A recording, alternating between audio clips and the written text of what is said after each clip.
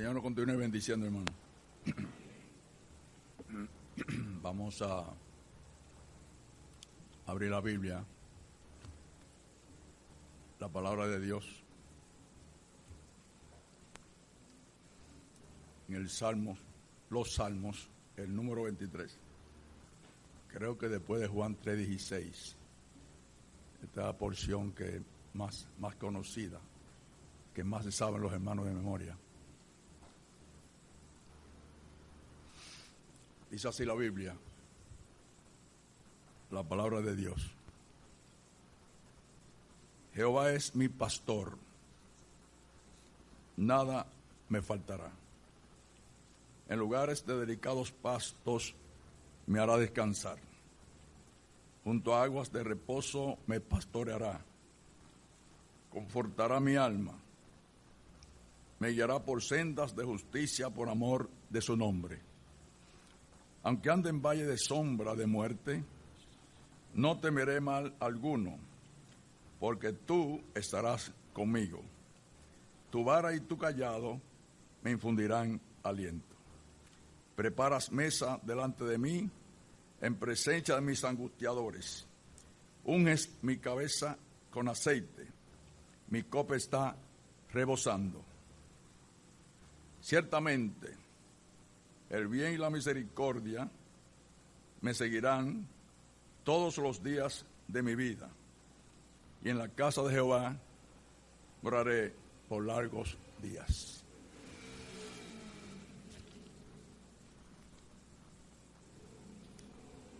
Quiero pedir excusa a la congregación porque estoy nervioso.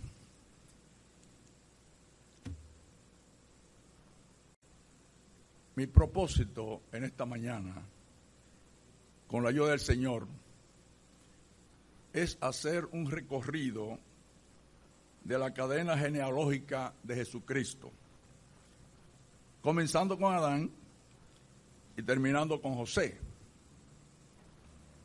donde haremos especial mención de algunos de ellos.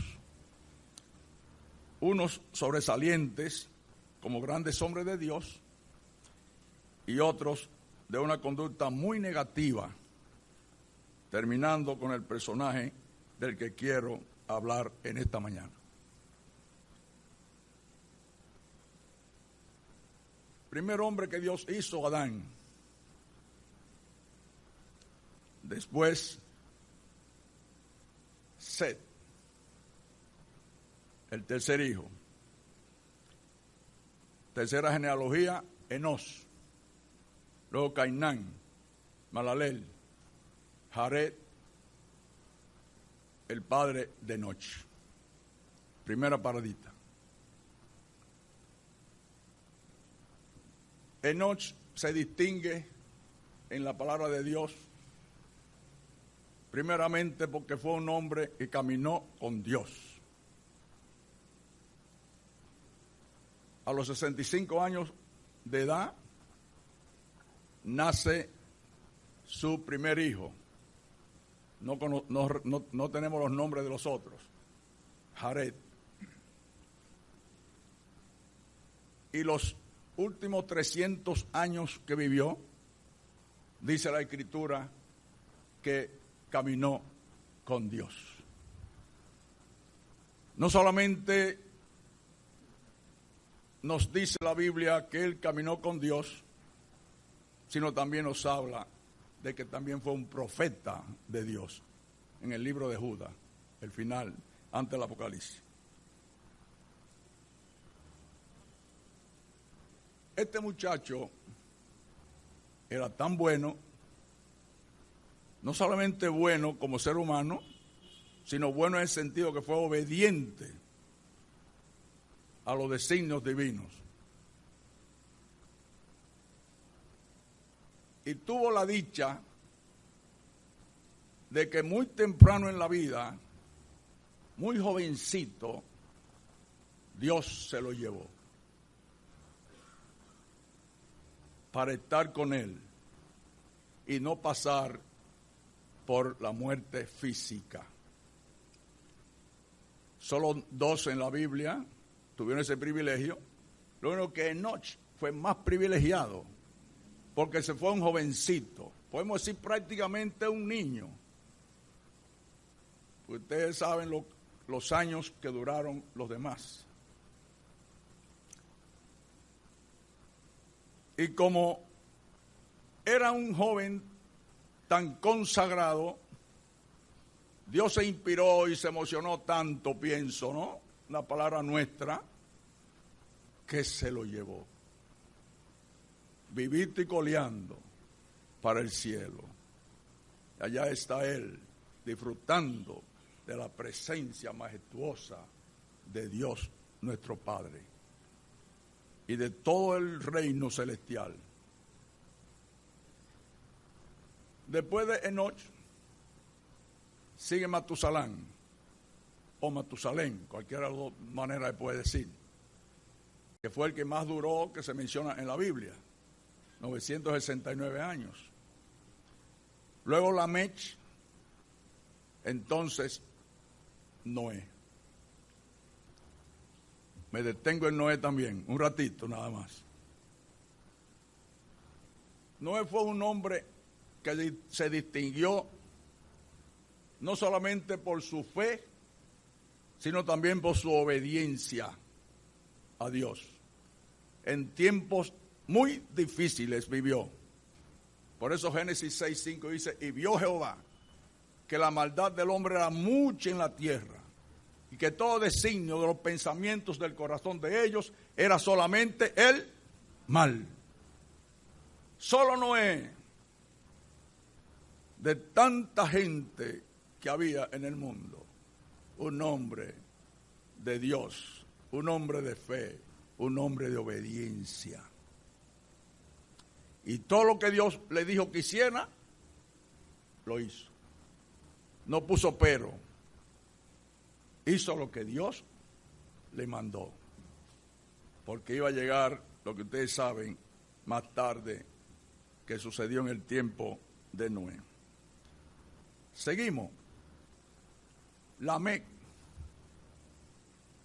fue el papá de Noé.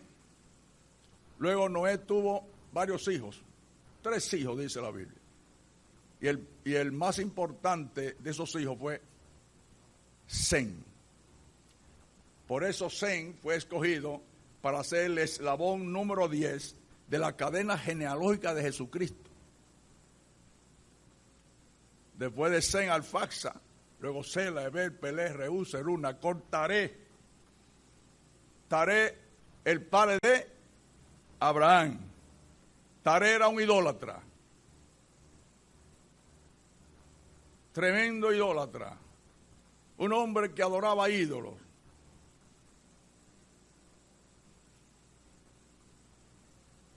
Esos ídolos que ustedes entienden, más lo de hoy, que tienen ojos y no ven, boca y no hablan, pies y no caminan. Son ídolos falsos que no tienen vida. Y el hombre tan, no voy a decir una palabra tan fuerte, porque comienza con E, después una S, no voy a seguir con esa palabra tan fuerte, que es capaz de orarle a esos dioses muertos.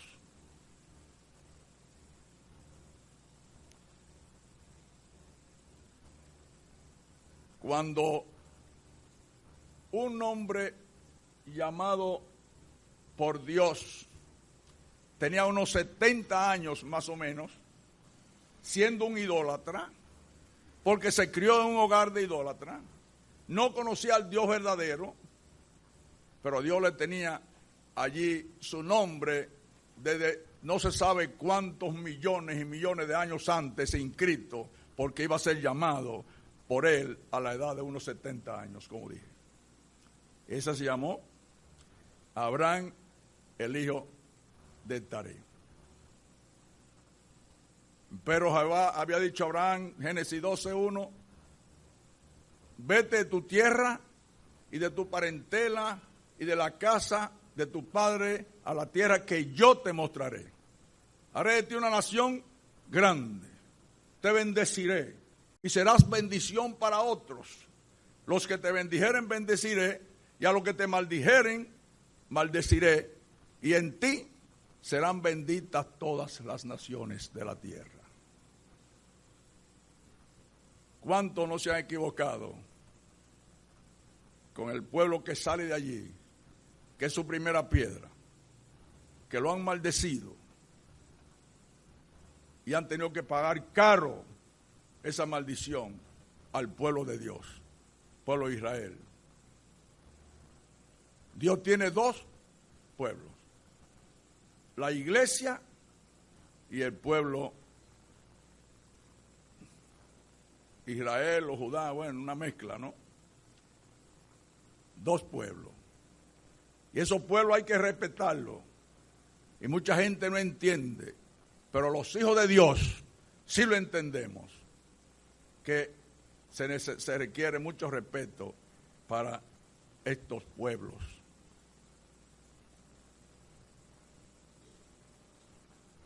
Entonces, Abraham oye la voz del invisible, el que él nunca había visto.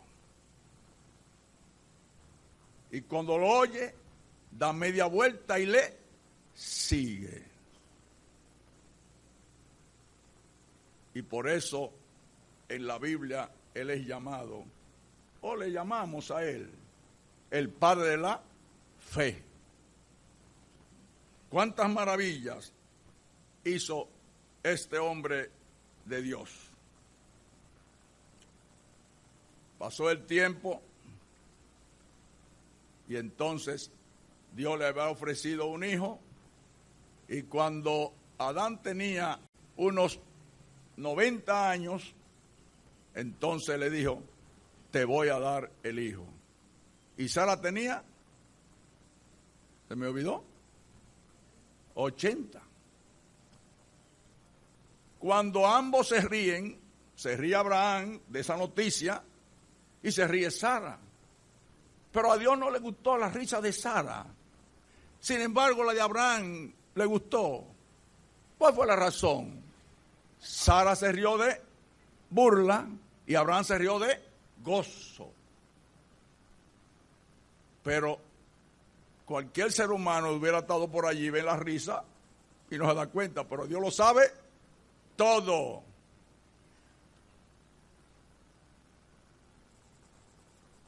Y como Sara tenía esa duda, ¿qué hizo Dios?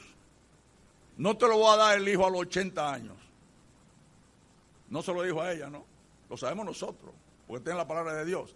Sino que te lo voy a dar a los 90. Cuando Abraham ya tuviera 100. Quiero contar una pequeña anécdota. Escúcheme que le dije al muchachito que está dirigiendo que esto no tiene tiempo. Quiero a ver si con la ayuda del Señor termino a las 11. Porque esto no se puede cortar. Hay temas que sí. Los predicadores que están aquí esta noche, lo que enseñan, saben que hay temas que se pueden cortar, otros no.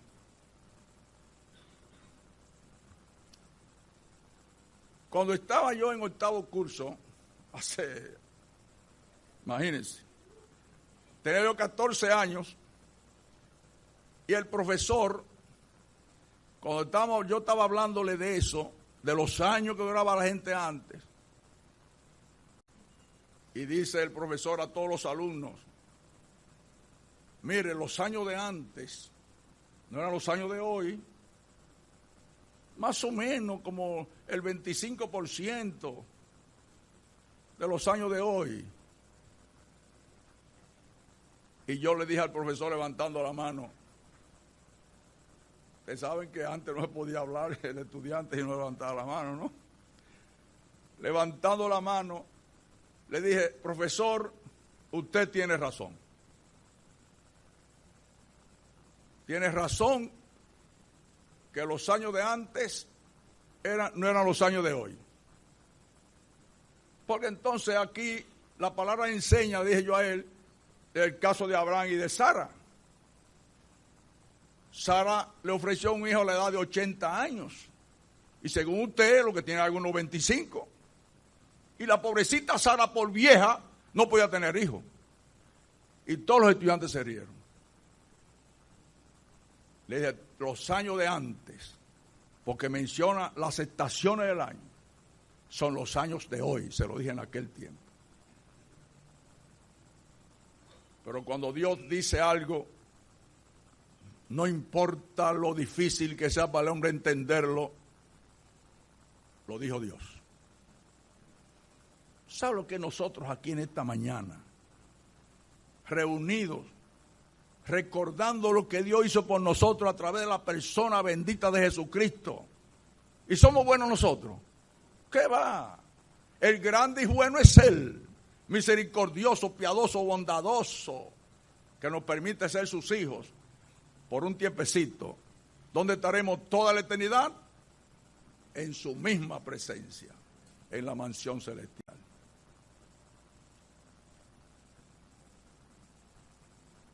Entonces, Dios le promete el hijo y se lo da.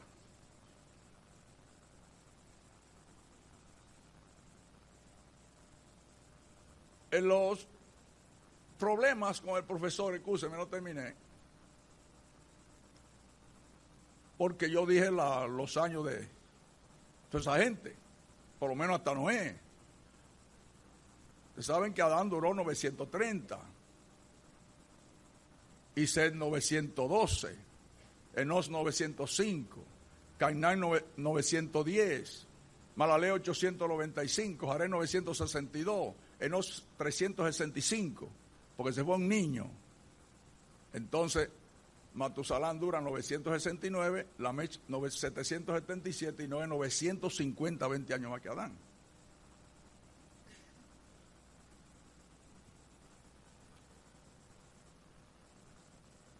¿Qué fue lo que trajo más angustia en la vida de Abraham? ¿Qué fue lo que trajo más angustia? Cuando Dios le dijo, ya Isaac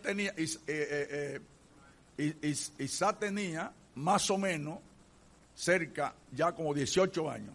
Cuando Dios le dijo, toma tu hijo, Isaac, tu único, a quien tú amas. Dos grandes principios, grandes verdades. El único hijo que tú tienes, porque el otro era como si no existiera. Y a quien tú amas con todo tu corazón, tómalo y llévalo al lugar donde yo te voy a indicar. ¿Para qué? Para que lo sacrifique. Cuán grande era Abraham. Él no se puso a discutir con Dios como lo hizo Moisés. Y eso que Moisés es reconocido como el más manso. No se puso a discutir con Dios. ¿Y qué es lo que tú dices? No te entiendo.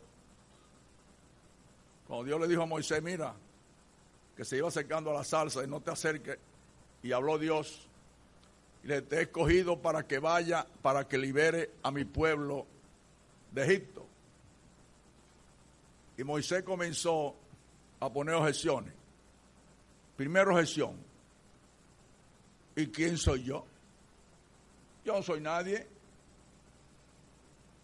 Dios le dijo, sí, está bien. Pero después que tú estés en el desierto con el pueblo y me estén adorando, entonces vamos a ver quién tú eres. Segunda objeción. Y si yo voy allá y si no me creen. Y entonces, Dios, pero ¿cómo que si no te creen? ¿Qué le digo? ¿Quién me envía? Bueno, dile que te envía el Dios de Abraham, de Isaac y de Jacob. El gran yo soy te envía. Y si no te creen, pues mira que tú tienes en la mano. ¿Qué es lo que Moisés tenía en la mano? Jondéala, escúcheme, tírala al piso. Y cuando tira, usted sabe que se convierte en una culebra venenosa, una serpiente. Y Moisés, patita, ¿para qué te tengo? No, espérate, agárrala por la cola. La agarró y volvió la vara. Ahora mete tu mano derecha debajo de tu ropa y sácala. Y cuando la sacó, lepra. Vuelve y métela. La sacó, limpiecita. Ve con eso, que ellos te van a creer. tercera objeción, era la cuarta. Pero tú sabes que yo nací tartamudo y yo no puedo hablar. Entonces, ¿qué le dijo Dios? Tú tienes a tu hermano Aarón. Tú le hablas a él y él te habla y él le habla al pueblo, al faraón, a quien sea. Quinta objeción, yo para allá no voy, envía otro. ¿No era fácil, Moisés? Y tan manso.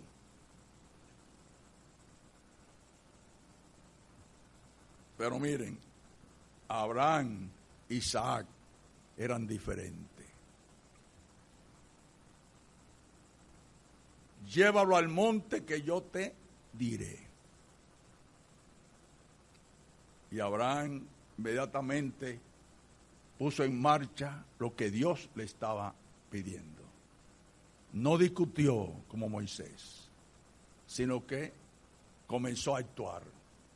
Y le dijo a Isaac que recogiera todo, el fuego, la leña, el cuchillo, y vámonos.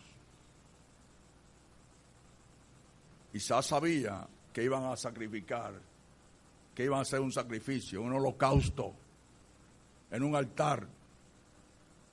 Porque mientras van avanzando en el camino, se detiene y le dice a su padre: Padre, he aquí la leña y el cuchillo. ¿Dónde está el cordero para el holocausto?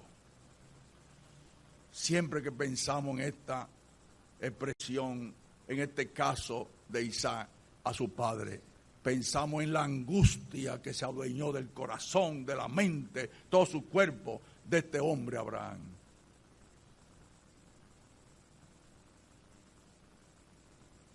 Nosotros no podemos imaginarnos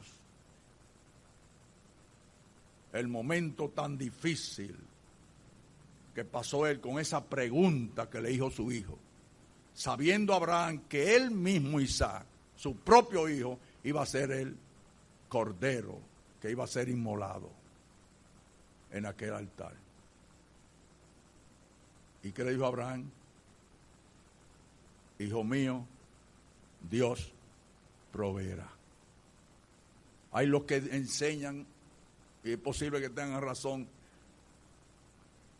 y lo dice, creo que la palabra de Dios en los hebreos, que Abraham creía que aunque él le quitara la vida a su hijo, Dios podía resucitarlo de una vez. Pero eso le angustió el corazón. Algo que él no sé, no podemos explicar lo que pudo haber pasado por todo el cerebro de este hombre. Y entonces,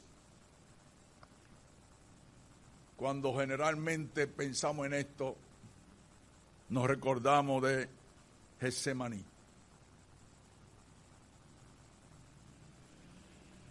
Getsemaní, cuando el Señor está allí orando, pidiéndole al Padre, si fuera posible, que pase de mí esta copa, empero no se haga mi voluntad, sino la tuya. Había angustia en el Señor, mucha angustia, porque él no estaba pensando en lo que iba a recibirle por parte del hombre. Iba a recibir maltrato, todo tipo de maltrato. Su cuerpo iba a ser herido, molido, como dice Isaías. Su rostro transformado en tal forma que no iba a parecer el de un ser humano. Él no pensaba en eso cuando dice: Padre mío, si fuera posible que pase de mí este vaso. Pero sobre todo que se haga tu voluntad. Él estaba pensando en aquellas 3 horas de tinieblas que iba a venir en la cruz, cuando Dios descargaría sobre su propio Hijo todo lo que nosotros merecíamos como seres humanos, como pecadores, porque Él iba a pagar allí toda la culpa de cada ser humano. para que nosotros a través de la fe en Cristo tuviéramos vida eterna.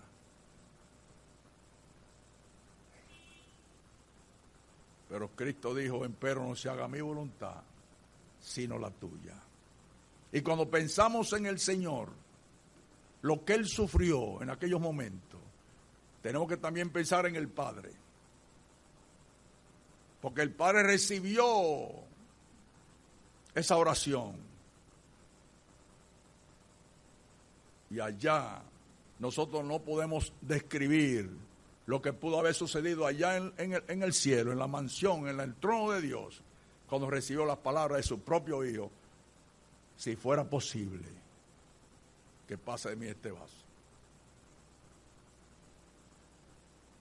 Siguen avanzando, dejan los mozos y sigue con su hijo Abraham, donde hay los que enseñan, y creo que estamos bastante de acuerdo, que el lugar que Dios les dijo que debían ir es el mismo Monte Calvario, donde Cristo murió.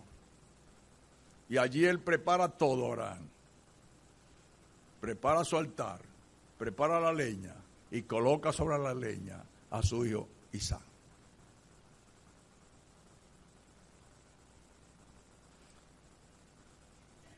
Antes de bajar el cuchillo, Dios le dijo, detente. Un ángel de Jehová, detente. He aquí el sustituto. Aquel cordero en la salsa, el sustituto de tu hijo. Y Abraham recibió aquel gozo tan grande, aquella alegría tan grande de saber que su hijo no iba a ser sacrificado por él mismo, sino que Dios buscó un sustituto. La diferencia con Dios el Padre a la oración de Cristo en el Getsemaní, ¿cuál era la diferencia? Que para nosotros, para Dios, para Él, no iba a haber un otro sustituto. Lo que sucedió para Abraham, Isaac, no pudo haber sucedido en el caso de que cuando Cristo oró en el Getsemaní. Él tuvo que dar su vida, entregar, sufrir por nosotros, para que hoy pudiéramos estar aquí reunidos y en la celebración de este culto de adoración, que gracias al Señor lo hacemos todos los domingos, cada primer día de la semana. Hay los que lo hacen a veces, hay los que lo hacen al año, hay los que lo hacen a los 3 meses, pero gracias a Dios que nosotros entendemos lo que la palabra enseña y nos reunimos cada primer día de la semana a recordar lo que Cristo hizo por nosotros.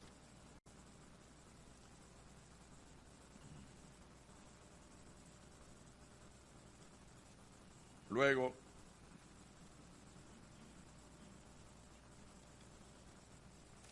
después de Abraham, en la genealogía viene Isaac. Luego Jacob. Estos 3, Abraham, Isaac y Jacob, para muchos exégetas, representan la Trinidad. Abraham representa a Dios el Padre. Isaac representa a Dios el Hijo. Y Jacob representa a Dios el Espíritu Santo. Hay los que hablan a veces en contra de Jacob. Dicen cosas que no están en la Biblia. Jacob recibió solo promesa de parte de Dios. Nunca lo llamó para decirle algo mal, que había hecho mal, Jacob. Siempre promesa. Por eso Jacob representa el Espíritu Santo. Después de Jacob viene entonces Judá, Fare, Esrón, Arán, Aminadá, Nazón, Salmón, Boz. Me paro un ratito en Boz. ¿Boz es hijo de quién? Salmón y su mamá. Su madre, Rahab la ramera. Vivió una vida desordenada. Y de ese matrimonio nació uno de los hombres más serios de la Biblia. Que podemos comparar a Boz con Moisés, con Samuel, con Daniel, con Josué, con otros tantos hombres de Dios, José, comparando a este hombre con todos estos hombres de la Biblia que vivieron una vida pura, de dedicación a nuestro Padre Dios. Sin embargo, cuando pensamos en estos hombres grandes, como en caso que lo repetimos, como Moisés, José, Samuel, Daniel, y hay otros más. Elías, cuán grande fue Elías. Sin embargo, estos hombres no están en la genealogía de Jesucristo. No son un eslabón. Pero nosotros como creyentes solamente creemos lo que dice la Biblia. No tenemos que estar discutiendo por qué pasó esto, por qué no pasó aquello. No es lo que nosotros digamos, es lo que dice el Espíritu Santo lo que va. Entonces, después de vos, sigue Isaí, el padre de David.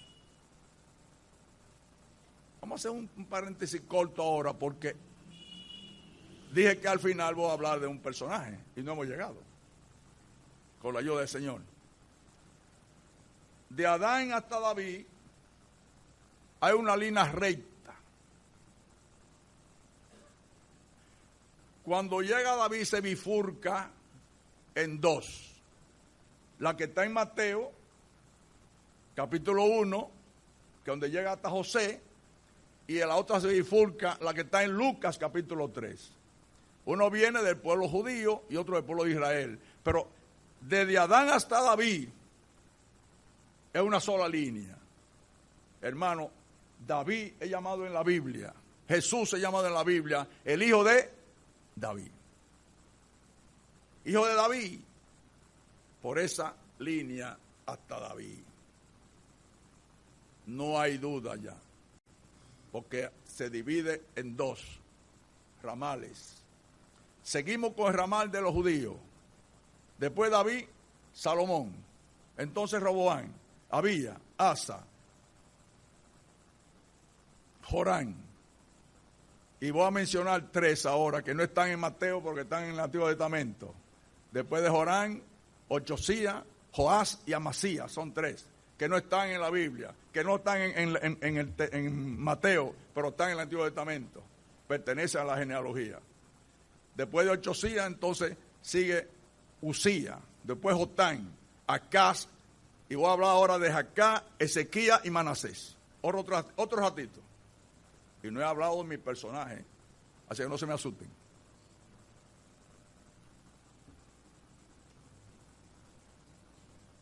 Acaz, padre de Ezequías. Manasés, hijo de Ezequías.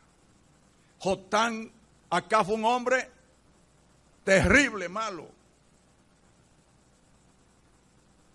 Ezequías, un hombre de Dios. Santo de Dios. Sin embargo, su hijo Manasés, otro hombre terrible. Ezequías en el medio. Su papá, un bandido. Su hijo, otro bandido. ¿Qué nos enseña esto? Lo mismo que pasó con Caín y Abel. ¿Qué nos enseña esto? Que no es asunto de que porque mi papá es cristiano creyente, yo lo voy a hacer. No significa que porque yo soy creyente, mi hijo, mi sobrino, mi nieto va a ser creyente, no. La salvación es individual. A lo suyo vino, Juan 1:11, mas a lo suyo no le recibió. Mas a todos los que le recibieron, le dio potestad de ser hechos hijos de Dios, a los que creen en su nombre. Los que no son engendrados ni de sangre, ni de carne, ni de voluntad de varón, sino de Dios. De sangre significa que la salvación no se hereda. No se hereda. Como yo soy creyente, mis hijos van a ser creyentes. No se hereda. Cada uno, como individuo, tiene que buscar de Dios a través de Cristo. Por la fe en Cristo somos salvos. Hay lo que enseñan tantas barbaridades. Hay a veces en el Parque Luperón. Algunos van. Que el viernes dijimos, por favor, no le llamen testigos de Jehová. Porque si fueran testigos de Jehová, fueran gente buena. Testigos solamente. Si fueran de Jehová, fueran buenos. Porque están mandando gente para el infierno a 1000 kilómetros por hora o millones de kilómetros por hora. Porque ellos no creen en Cristo. Entonces, una anécdota pequeña ahí, una anécdota pequeñita, ahí en el Parque Luperón, donde nunca me habían dicho nadie, nunca, ninguna de esa gente. Y estamos hablando ahí, y le digo, bueno, porque Cristo es la única esperanza, Cristo es Dios. Dicen ellos, ¿quién te dijo a ti que Cristo es Dios? Dios es trino, le dije. Dios el Padre, Dios el Hijo, Dios el Espíritu Santo. Y aquel que cree en Cristo va para el cielo, le digo. ¿Y qué es lo que es cielo? ¿Dónde hay cielo? Me dicen. Y el que no cree en Cristo no va para el cielo, para el infierno. ¿Cuál infierno? Me dicen. ¿Qué es esto?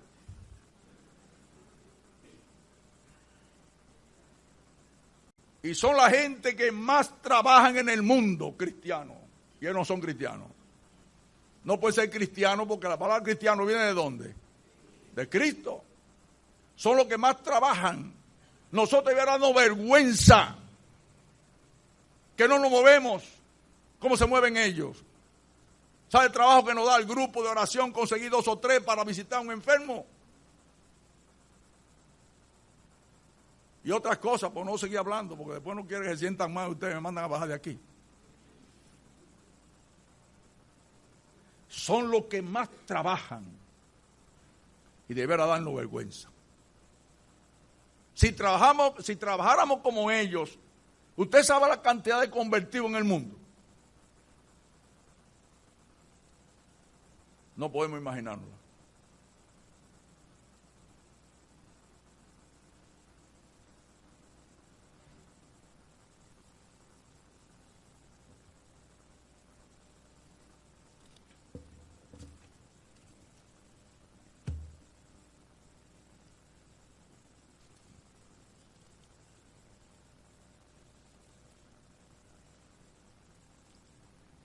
Acaz, un hombre malo, bandido.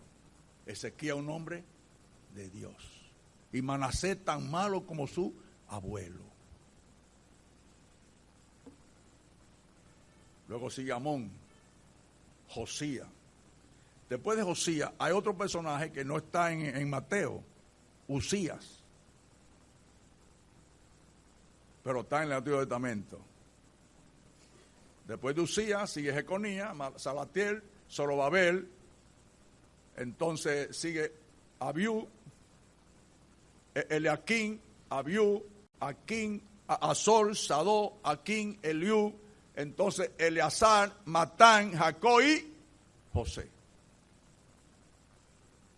Entonces hablemos del personaje. Ya terminé con eso.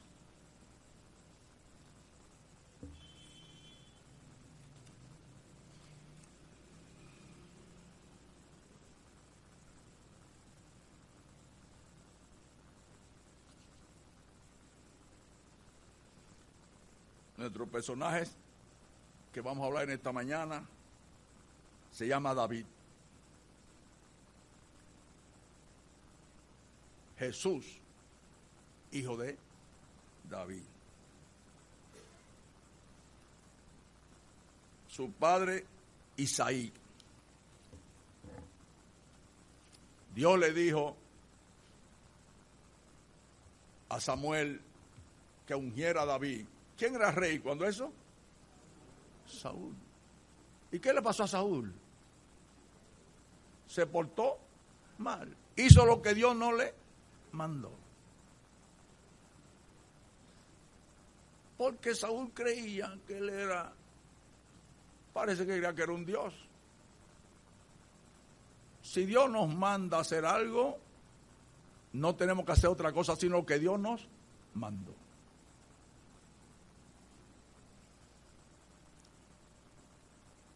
Dios le dice a Samuel, toma ahora tu cuerno de aceite y ven, te enviaré a la casa de Isaí en Belén, porque entre sus hijos voy a escoger el rey que va a sustituir a Saúl. Bueno, primero está Samuel allí y le dice que a lo que él llegó y le trae el primogénito llamado Eliab. Alto, buen mozo, fuerte, un hombre con una apariencia, bueno, como si hubiera sido un Miss Universo de eso, Mister Universo, no sé. Y cuando él llega, ¿qué le dice Dios a Samuel? No te fijes en lo alto de su estatura, ni en la hermosura de su rostro, porque yo lo desecho.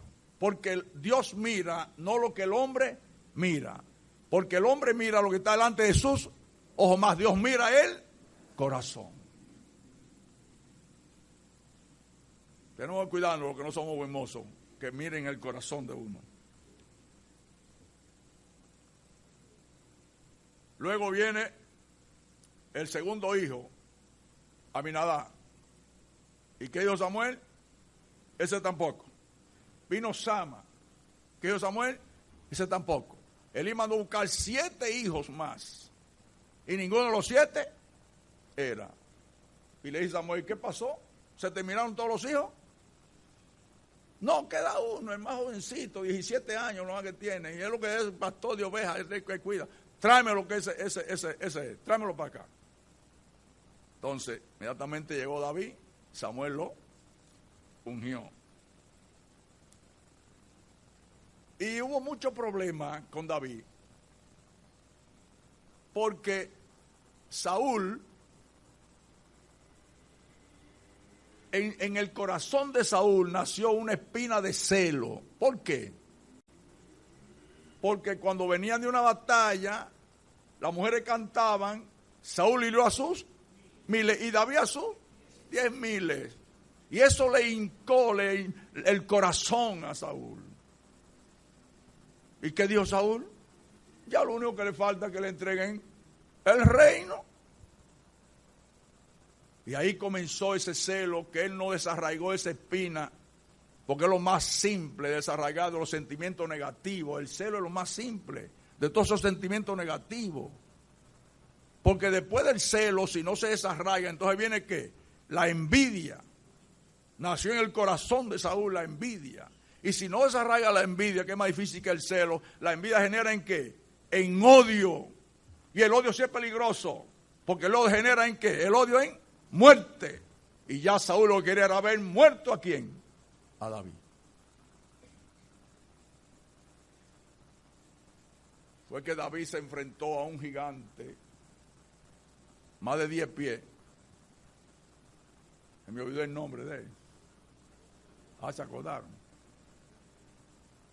Se enfrentó a ese gigante porque había desafiado al pueblo. Y todos esos hombres grandes del pueblo, ¿qué le pasó a ellos? Todos estaban temblando y huyendo. ¿A quién me enfrentó una cosa así? Y viene un muchachito de unos 17 años y dijo, yo me enfrento a él. Porque Jehová es quien lo va a entregar en mis manos. Entonces, ustedes saben que lo vistieron, no quiero decir muchos detalles, ¿no? Le pusieron toda esa ropa y después, ¿qué pasó?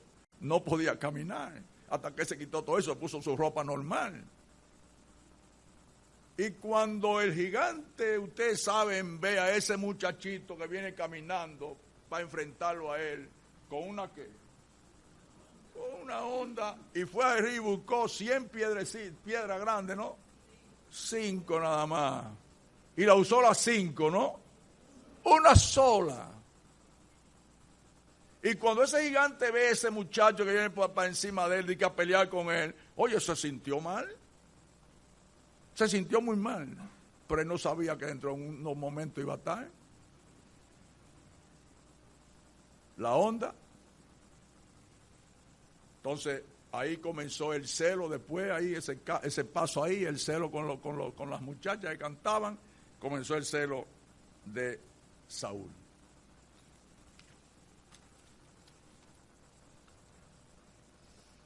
El celo era tan grande y el odio que le tenía a David, Saúl,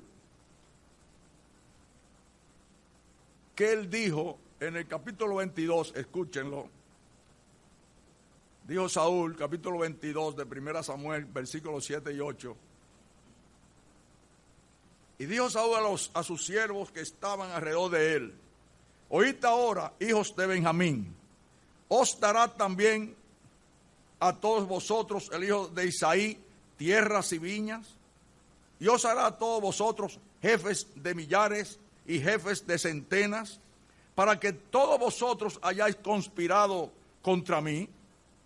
No ha habido quien me informara de cómo mi hijo ha hecho alianza con el hijo de Isaí, ni hay ninguno de vosotros que se conduela de mí y me dé a conocer como un siervo mío, cómo mi hijo ha sublevado contra mí a un siervo mío para que me aceche tal como lo hace hoy. Notemos que ni siquiera el nombre de David lo dijo. Al hijo de Isaí, a un siervo mío. La gente que tiene cierto sentimiento negativo contra otra persona, le da trabajo como pronunciar ese nombre de esa otra persona. ¿Cómo se llama eso? Primero, celo. Después, envidia. Luego, odio. Y ahí sí está la cosa peligrosa. Que Dios tenga misericordia. Yo siempre, hay cosas que las decimos mucho en la librería a los clientes. Le preguntan siempre, ¿y cómo están los robos aquí? Dijo, bueno, a la orden del día. Un solo individuo que hasta vino aquí a vender, se llevó 4 Biblias. Hacen así, le quitan el sello para que la máquina suene. Si le quitan el sello, no suena. Y estaba ahí vendiéndola. Y yo dije, ¿qué es esto? Vendiendo Biblia. Y se lleva muchas cosas. Y me dice, ¿y cómo está la cuestión del robo? Digo, te voy a decir un secreto. A nosotros, por lo menos a mí personalmente, no me preocupa tanto que me roben. Lo que sí me preocupara a mí fuera que yo robara. Ahí sí. Entonces, Saúl quería quitarle la vida a Samuel. Pero Samuel, ¿qué es Samuel? Escúcheme, a David. Es que tengo a Samuel en el caco, ahí. A David. Sin embargo, David tuvo varias oportunidades de hacerle algo a Saúl y no lo hizo. Porque él inclusive le dijo a Abisai, cuando le dijo, míralo aquí, qué fácil está, lo arreglamos. Dice David, ¿qué tengo yo con ustedes, hijos de Sarbia? No voy yo a poner la mano contra él, ungido de Jehová. Muchas ocasiones tuvo. Y David pasó por cobarde, por no tocar la vida de ese hombre que Dios había elegido. Pero los sentimientos de Saúl no fueron como los sentimientos de David. David tenía un gran corazón. Hay 2 personajes en la Biblia, y aquí está Rosita, que sabe dónde se encuentra el segundo. Pero 2 personajes en la Biblia llamados conforme al corazón de Dios. Uno era David y el otro Samuel. Solamente 2 que dice la Biblia que eran conforme al corazón de Dios. Ustedes saben lo que sucedió con uno de los hijos de David llamado Absalón. ¿Qué quería Absalón? Quería ser el rey. ¿Quién lo nombró a Absalón rey? Nadie. ¿Y a David quién lo nombró? El eterno Dios. Entonces él quería ser rey. Y para hacerlo estaba dispuesto a arreglar a su papá. No quiero decir la palabra. Dispuesto a arreglar a su papá. Y le decía a su gente: el que lo encuentre a mi papá, arréglenlo. ¿Y qué decía David? Cuidado, si alguno de ustedes le pone la mano a mi hijo. Cuidado. El corazón de David era un corazón grande, de misericordia. Tuvo su problema como ser humano, pero comparado a lo que él era y todo lo que él hizo, bueno, lo hizo mal, pero Dios le perdonó.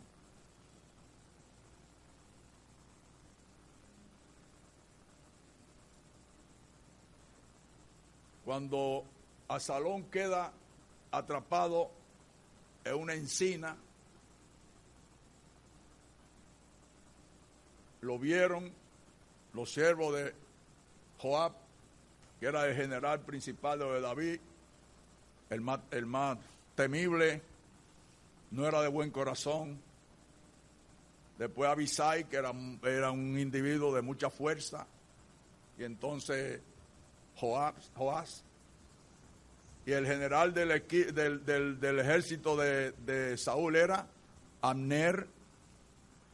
Y Joab cometió varios crímenes que después lo tuvo que pagar.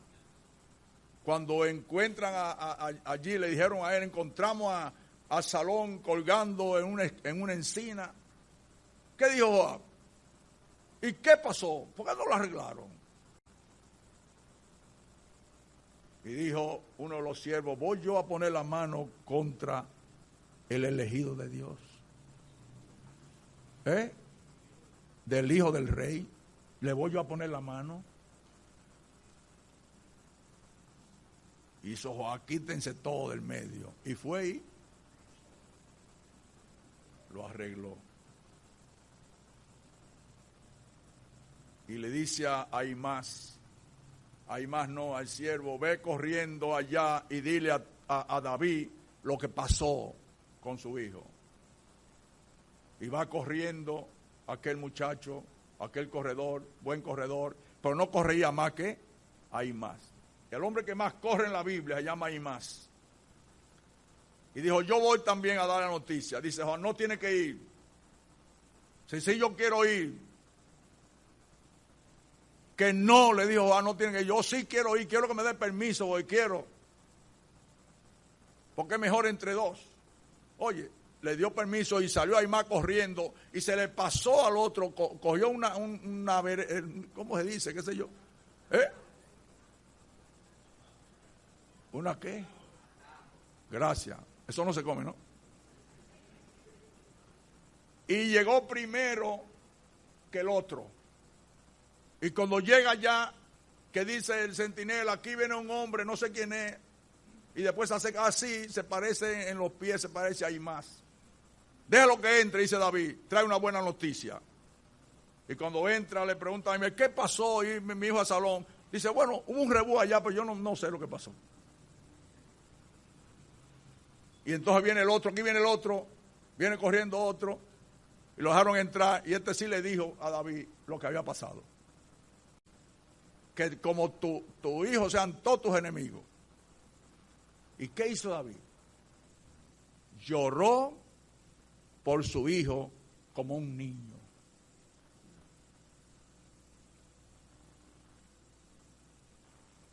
Fue un lamento grande de ese hijo que no quiso comer.